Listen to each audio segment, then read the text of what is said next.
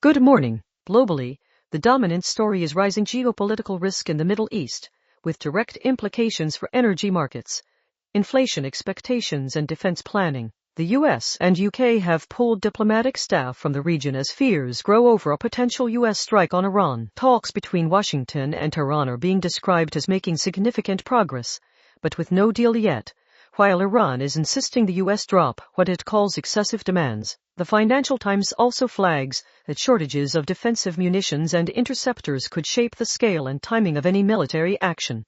A reminder that industrial capacity is now a strategic constraint, not just a budget line. Beyond the Middle East, conflict dynamics remain unsettled. Pakistan's defense minister says the country is now in open war with Afghanistan after strikes, marking the most significant escalation in months despite a fragile ceasefire agreed in October. In Europe, the Financial Times argues Ukraine is still standing because Russia has failed to achieve its core war aims, reinforcing that this remains a grinding, resource-intensive conflict rather than a quick resolution story. On the global economy and technological revolution, artificial intelligence is increasingly at the center of both security and trust. Big tech workers are pressing their companies to back Anthropic in a Pentagon-related dispute, urging tougher AI guardrails and resistance to certain defense contracts. At the same time, the practical risk is moving from theory to operations. Document fraud and identity verification are becoming harder as AI-generated fakes improve, raising the cost of compliance and the likelihood of tighter controls across banking and government services. Turning to Australia,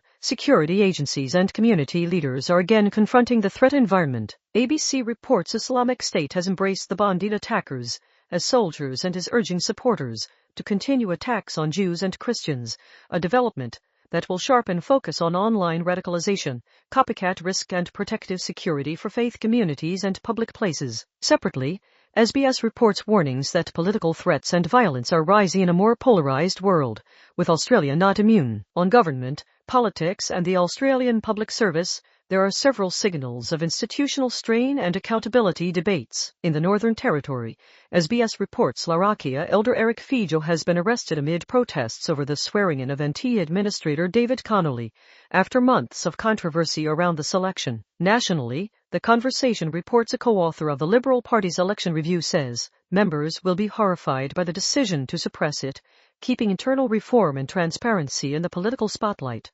SBS also reports Susan Ley will not return to Parliament for a farewell, while reflecting on the milestone of being the first woman to lead a federal opposition. On the Australian economy and markets, the most material development is a major integrity and risk issue in banking. The Conversation says Commonwealth Bank's suspected $1 billion loan fraud should change how we bank and do business, noting AI's ability to fake documents will force banks to rethink verification and security. In retail tech, The Conversation reports Woolworth's AI agent Olive has produced odd, unreliable outputs, highlighting the reputational and consumer trust risks of rushed AI rollouts. Locally, in the Northern Territory, ABC reports traditional owners have been awarded more than $54 million in compensation for economic and spiritual loss linked to large-scale mining impacts, only the second case of its kind in Australian history, with potential implications for future project approvals and compensation expectations.